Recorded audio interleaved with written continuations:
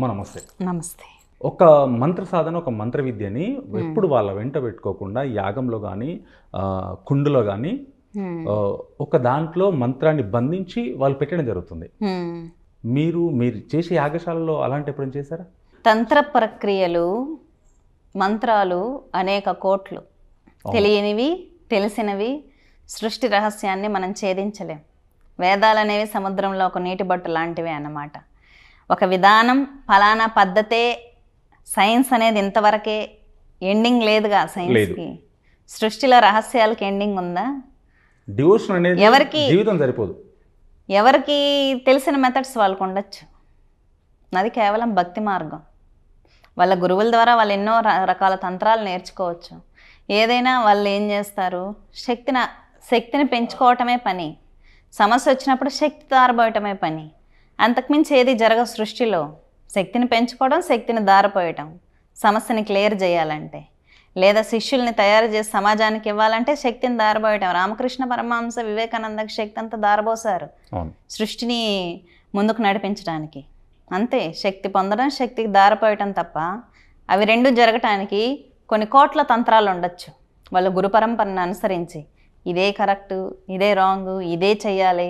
ఒక సమస్యని క్లియర్ చేయాలంటే ఇదే ట్యాబ్లెట్ వేసుకోవాలని ఉండదు. ఎవరు కనిపెట్టింది వాళ్ళు చేయొచ్చుగా. అటువంటిదే ఇది. మీరు అమ్మవారిని కాళీమాతని ఎన్నిసార్లు దర్శించడం జరిగింది?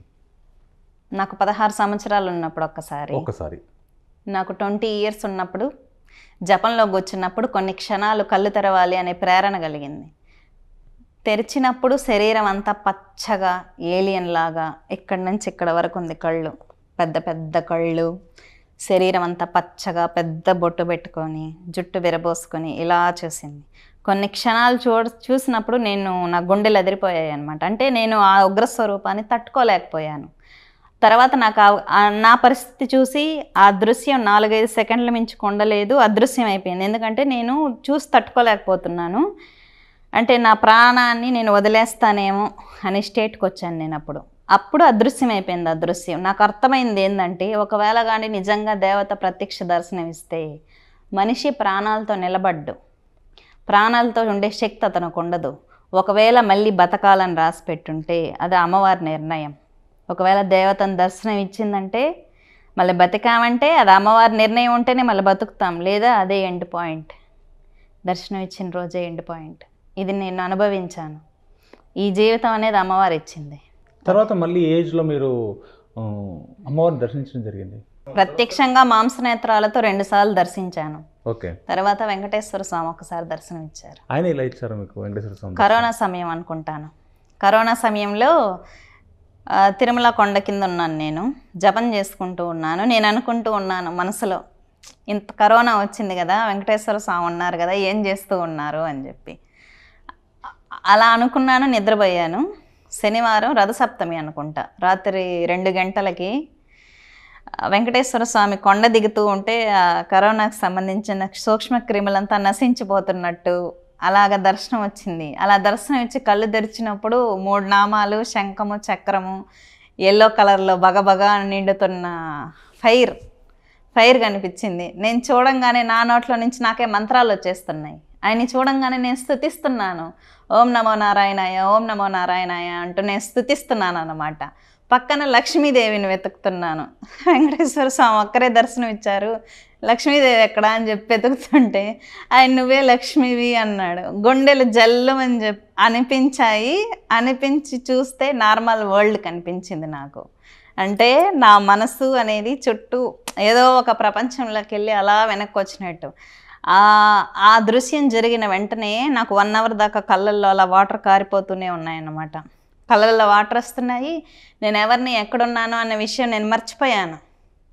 1 గంట తర్వాత నా కాన్షియస్ స్టేట్ వచ్చింది. నేను ఎవరిని, నేను ఎక్కడున్నాను అని ఒక కాన్షియస్ స్టేట్ వచ్చి, నేను వెంకటేశ్వర స్వామిని చూసానా, అప్పుడు అనిపించింది.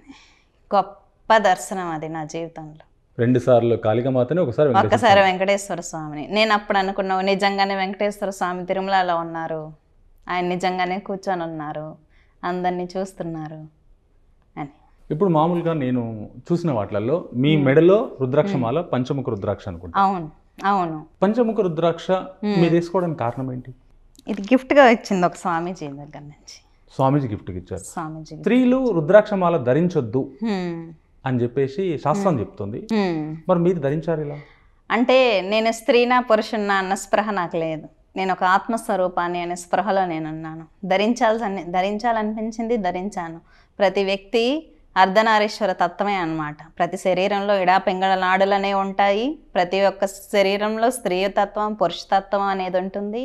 ఉపాసనలలో ఒక స్థాయికి మించిపోయిన తర్వాత శరీరం మీద కాన్షియస్నెస్ అనేది లేదు, నా పూర్తిగా శక్తి నిండిపోయింది, నేను మానవ శరీరాన్ని కాదు అన్న స్థితి నిండిన తర్వాత మన ఒంటి మీద ఏ బట్టలు ఉన్నా, ఏ కలర్లో ఉన్నా, ఏ రుద్రాక్షలు ఉన్నా దానికంటూ ఒక ఇది ఉండదు. ఎందుకంటే నాకు వాటి మీద ఫోకస్ లేదు. నేను ఇప్పుడు ఈ గాజులు ఈ బట్టలు వేసుకున్నాను, నా ఫోకస్ దీని మీద ఇంట్రెస్ట్ లేదు. ఇది వేసుకున్నాను, నాకేం ఇంట్రెస్ట్ లేదు, దేని మీద వ్యామోహం లేదు. నా ఫోకస్ అంతా అమ్మవారి మీదే ఉంటుంది. అంటే నేను ఆత్మస్వరూపాన్ని అనే స్పృహ ఉంది నాకు. అంటే జపం చేస్తున్నప్పుడు నా ఆత్మ ఒక వెలుగులాగా కనిపించేది, ఒక స్త్రీలాగా ఒక పురుషుల్లాగా ఎప్పుడు కనిపించలేదు. కాబట్టి నాకు అన్నీ ధరించాలనిపిస్తుంది. నా మనసుకి ఏది అనిపిస్తే అది చేసుకుంటూ ముందుకెళ్తూ ఉంటాను, అంతే. కొంతమంది ధ్యానంలో వాళ్ళ పూర్వజన్మలకు దర్శించి వచ్చిన సందర్భాలు చాలా ఉన్నాయి. మీరు మీ పూర్వజన్మ దర్శించారు? దర్శించాను. ఆ పూర్వజన్మ స్థితి ఏంటి? అది సమాజం యాక్సెప్ట్ చేయకపోవచ్చు. మీరు చెప్పే మీ ఎక్స్పీరియన్స్, మీరు చెప్పేది మీ అభిప్రాయం. నేను నమ్మొచ్చు, వాళ్ళు నమ్మకపోవచ్చు.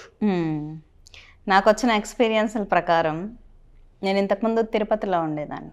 తిరుమల కొండ కింద ఇల్లు ఉండేది. నిద్ర లేస్తేనే తిరుమల కొండ కనిపించేది. నాకు ఈ అబ్నార్మల్ ఎక్స్పీరియన్స్లు అంతా కలిగినప్పుడు కొండని చూస్తూ అనుకునేదాన్ని, అసలు నేను ఎందుకు పుట్టాను, ఎవరికి జరగను ఎందుకు నాకే జరుగుతున్నాయి నా జీవితంలో, అసలు నా జీవితం ఎటుపోతుంది అని చెప్పి కొండని చూసి మొక్కుకునేదాన్ని అన్నమాట. అప్పుడు కొండని చూసి మొక్కుకున్నప్పుడు ఒక్కసారి వెంకటేశ్వర స్వామి దర్శనం, శ్రీ మహావిష్ణు నిద్రలో ఉన్న మగత నిద్ర, మధ్యాహ్నం అన్నమాట. నిద్రలో ఉంటే నా శరీరాన్ని, నా ఆత్మ వేరవుతున్నట్టు నాకు ఎక్స్పీరియన్స్ వచ్చింది. ఎక్స్పీరియన్స్ వచ్చినప్పుడు నా ఆత్మ వెతుకుతుందన్నమాట, వైకుంఠం ఎక్కడుంది, వైకుంఠం ఎక్కడుందని నా ఆత్మ వెతుకుతుంటే చుట్టూ ఫ్రిడ్జ్లో పాలు పెడితే చల్లగా గడ్డలాగా అవుతుంది కదా, అలా పాల సముద్రం నా చుట్టే కనిపించింది. అంటే పాలని ఫ్రీజ్ చేస్తే ఎలా ఉంటుంది పాల సముద్రం, గడ్డగట్టేస్తే మబ్బుల్లాగా మొత్తం పాలే, మొత్తం పాల సముద్రము. పాల సముద్రం ఉంది, మహావిష్ణువు ఎక్కడా అని చెప్పి నా ఆత్మ వెతుకుతుందన్నమాట. వెతికితే నా మనసు ఆత్మ సంతోషంగా చల్లగా ఉంది. అలాగా స్వామివారి దర్శనం ఇవ్వటము అంటే ఇదొక ఎక్స్పీరియన్స్. దర్శనం ఇచ్చి ఆయన తలనొప్పితో ఉంటే నేను స్తుతిస్తున్నాను అనమాట. స్తుతించినప్పుడు ఆయన చేతిలో నాకు లడ్డు వదిలేడు. ఆ లడ్డు తీసుకొని నేను పతనం అయిపోయాను అన్నమాట. అంటే నేను బర్త్ ఇలా తీసుకున్నాను,